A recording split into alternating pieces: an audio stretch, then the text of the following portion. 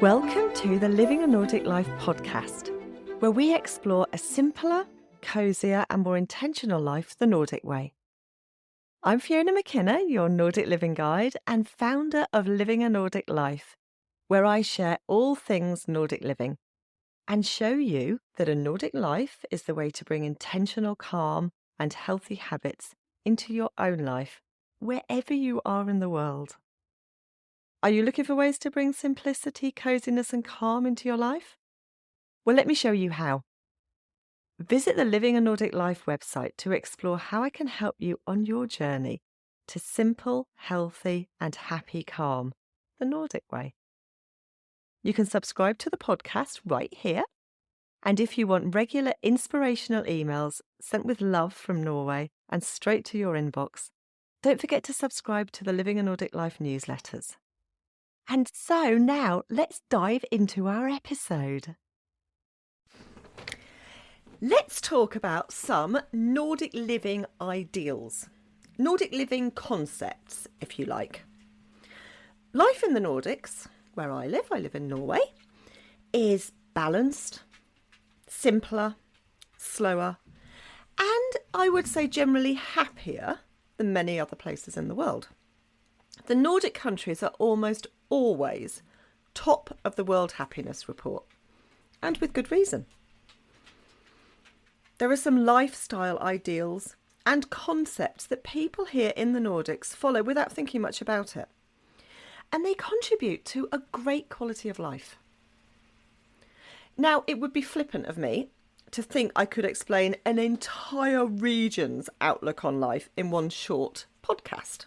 I'm not going to.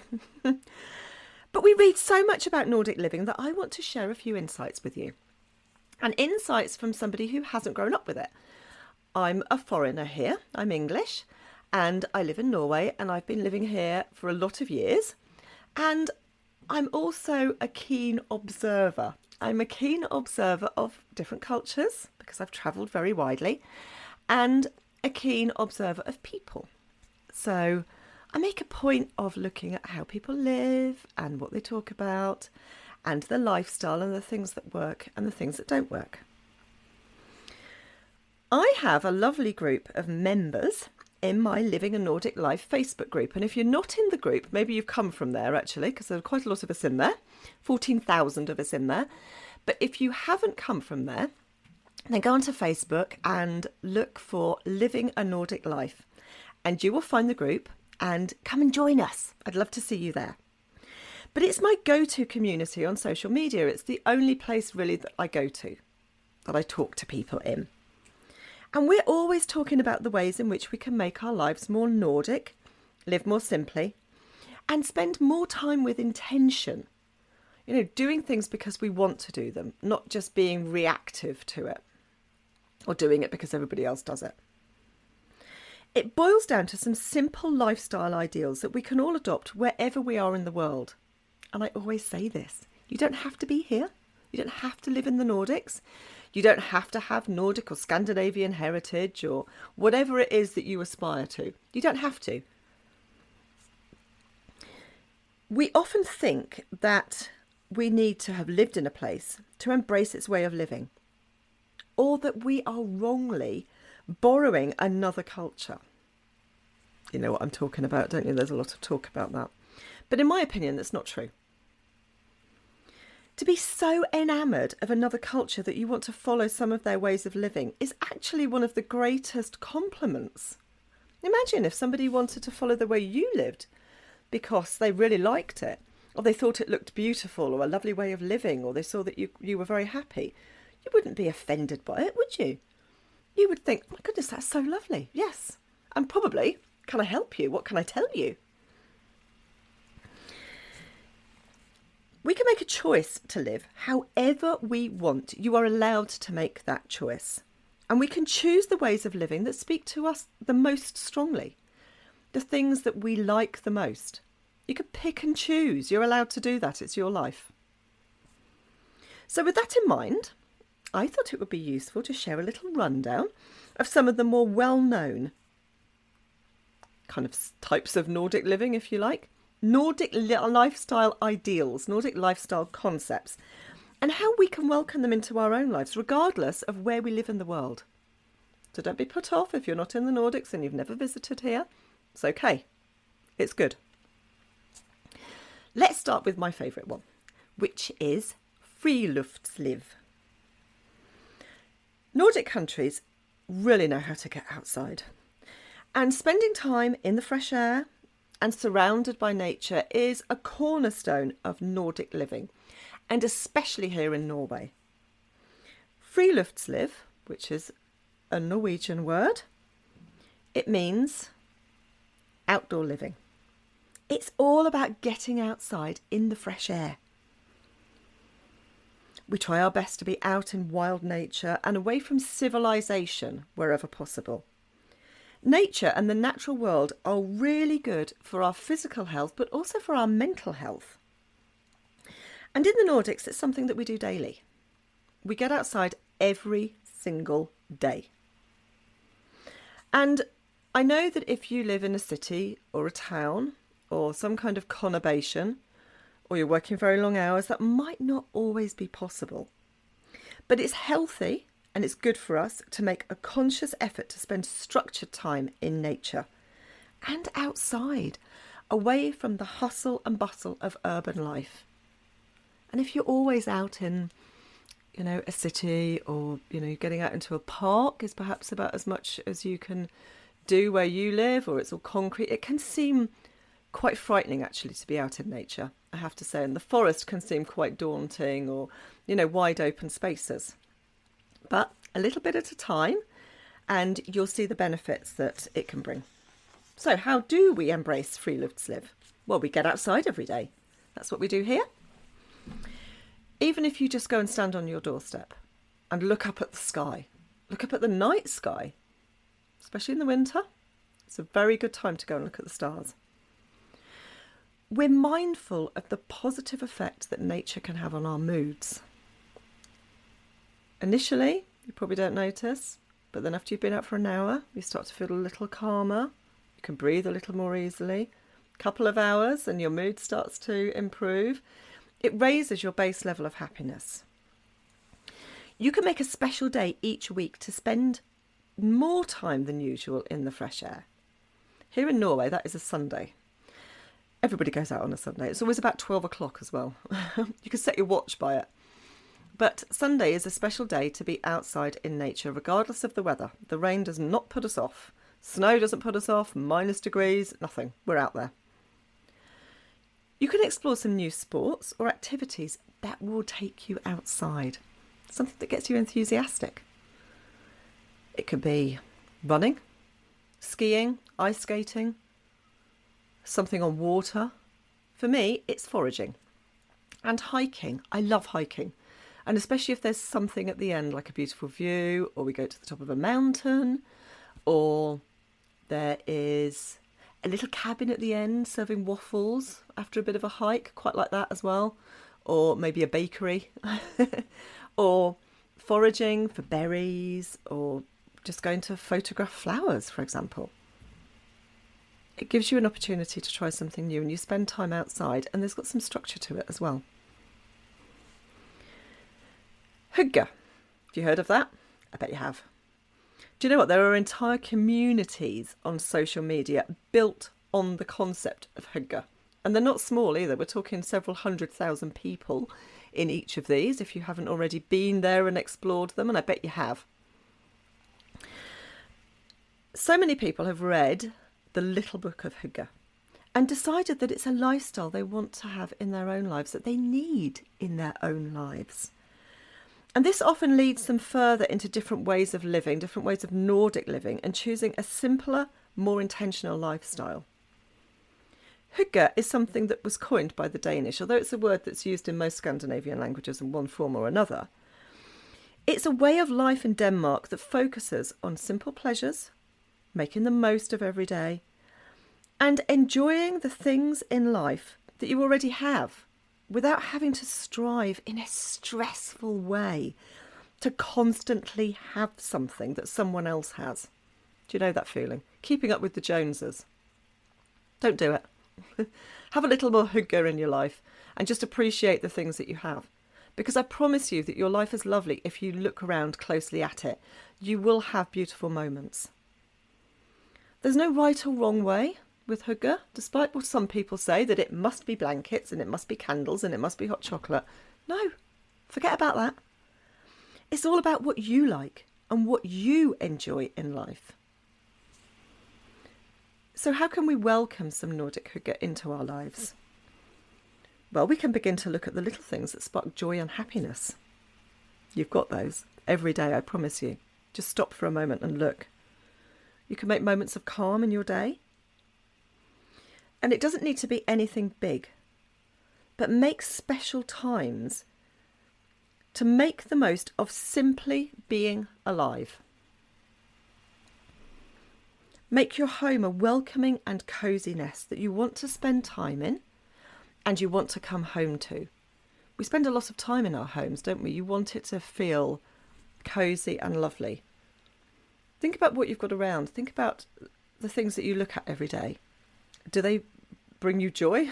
That's sounding too Marie Kondo. But do they? Do they make you happy? And what about things like the ambience when you come in? Is it very stark lighting? Turn the lights down. Put some table lamps around. Turn off the big light. And that will give you that kind of warm, cosy feeling inside that you need. Lagom. That's Swedish. Enough is enough. Yes, quite literally, that is the basic concept of lagom. It's not too much and it's not too little. It's a kind of really Swedish lifestyle concept, isn't it, of moderation and all about finding the right balance in life. And in the Nordics generally, the right balance in life is not just about things. It's also about the way you live your life. So there's a very strong feeling and a lot of concentration on work-life balance. And that, again, is lagom. Not having too much and not having too little. We're often told that we should not do things to excess. And although it's great to treat ourselves, isn't it? We can keep everything in moderation and be a little more Swedish. A little lagom can go a long way in our lives. So, how do we bring it into our lives? Well, we don't do anything to excess for a start. We learn to accept that enough is enough, and we don't need to constantly strive for more and more. This is where the idea of hygge can also help, because we can look at the things that we've got and we can appreciate them more. Everything. We can make a point of stopping when we feel like we have enough of something. You don't need 3 of that same thing. Well, you might if you're going to use 3, but not just for the sake of it. And you don't need to be stockpiling everything. We can consciously avoid consumerism and the pressure to have more stuff. And this is where another Nordic living ideal can come into play, can help you out, and that is the idea of friluftsliv. Because getting outside in nature is actually getting away from consumerism. You could turn your phone off. You can just have that time away. It's enough time on Facebook, it's enough time on Instagram, it's enough time looking at videos on TikTok. You could turn it off and it can help out with that. So you can see how all these things are kind of intertwined to make life happier and more balanced. Let's talk about fika. Do you know what that is? It's coffee, Swedish style. Well, it's a coffee break, actually. But to boil it down to that kind of does it a little bit of a disservice, actually, because it's much more than just coffee and it's much more than just a coffee break. Elsewhere in the world, we might grab a takeaway coffee and perhaps a cake. You probably wouldn't grab a takeaway coffee if you were in Italy because the Italians really don't do that. They tend to stop as well, which is very nice. And we might take it alone or on the go or head back to our desk or the office or eat lunch at our desks. We've all done that, haven't we? So many times. But in Sweden, fika is an important and respected part of the day. It's sacred. It's usually mid-morning, and it includes a coffee and a cake quite often, or, something on bread, like some prawns and hard-boiled egg with mayonnaise on half a roll, or a piece of bread. You know the kind of thing I'm talking about. And it also includes a relaxed, quiet sit down with other people. Fika is not simply about eating and drinking. It's also about meaningful connections, making meaningful connections and fostering them, feeding them a little bit. So how can we have some fika time in our lives, wherever we are in the world? Don't have to be in Sweden, although you might want to be, in a cafe in Sweden. But let's pretend that, we can't do that. So you can make a set time each day and sit down and enjoy a coffee and a tasty treat every day. Maybe it's your lunch, maybe it's a mid-morning break, or maybe it's actually when you get home from work and in the evening. You and a friend, you and your partner, you and your kids, who knows? But make that time sacred. Invite a friend or some friends to join in with your fika. And I'm sure if they're people that you're friends with, they are going to be sharing in some of these ideas with you, or certainly be open to them if they've never heard of them. Put away your phone during fika and talk and communicate in a meaningful way. Don't be sitting there drinking your coffee looking at your phone. It's a barrier between you and other people. Don't let that happen. Don't let it do that. So the last one, let's talk about sisu. And it's a very Finnish concept. But you do see it everywhere in the Nordics. Sisu is all about grit, tenacity, purpose, and bravery. Think Vikings. Think Vikings out on, an expedition somewhere. You've got to have tenacity, haven't you, and bravery to get across the ocean in a small wooden boat. There has to be some kind of sense of purpose, otherwise you turn around halfway and go back. And some grit. These things have been bred into nations and culture over hundreds and thousands of years. It shows a resilience in the face of adversity, and it builds character and staying power when things get tough. I actually think of sisu almost weekly because Mia, my youngest, is in grade 1 in Norway, of course, and every single Monday they have outdoor school. They don't even go into the school on a Monday. I don't know if they go to the toilet in school. I know if the weather is nice, not when it's really cold, but when the weather is nice, they are allowed to wee in the forest. I don't know if they take paper with them, probably not. They'll probably use moss or something like that, but that's what they're allowed to do, the kids. So they have to learn to be able to do that without getting it all over their shoes and everything. We won't go into that. But anyway, yes, they don't go inside. And this is come rain or shine, warm weather when it's lovely, yeah, but also when the temperature is very low, so minus 15 degrees centigrade. I don't know what that is in Fahrenheit, but that's very cold. And it builds the kids up into a kind of hardy resilience to the weather, regardless of what it's like. And that's something that we can apply in our own everyday lives. I'm not suggesting a really hard attitude. We don't really want that, do we? We want some gentleness in our lives.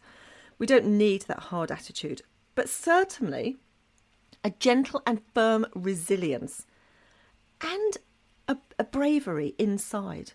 That kind of, toughness, that bravery inside towards what life throws our way. Because you can have all kinds of things thrown at you. And you need some kind of resilience inside to be able to cope with it. I mean, there's not many of us who can go through life without anything happening. So how can we embrace sisu? Well, we can learn to be less thin-skinned for a start. Don't be offended by everything. You don't need to be offended by everything. Be a little bit tough. Not everything is personal. Some things are not. Begin to look at each adversity as a chance to become stronger and more resilient. And that can seem hard at first, can't it? Really tough. But if you keep practicing and you don't take things too personally, then adversity can actually become something that can work in our favour. That which does not kill us makes us stronger. If you've ever watched Steel Magnolias, it's one of my favourite films. We could tackle every task with purpose and determination. Really go at it. Give it 100%. 100% purpose. If it's worth doing, do it well. And we could finish the job. Don't give up at the first hurdle. Have some tenacity. Have some grit. Keep going. It might be tough, but usually the things that are the hardest are the things that are worth doing. Not everything has to be hard, I'm always saying that. But, if it's something that you've decided to do and it seems a little bit hard, just do it. Keep at it. It'll be worth it. So, now you have some ideas of how to gently and easily, I hope, bring a little bit of Nordic living and some Nordic living concepts into your own life.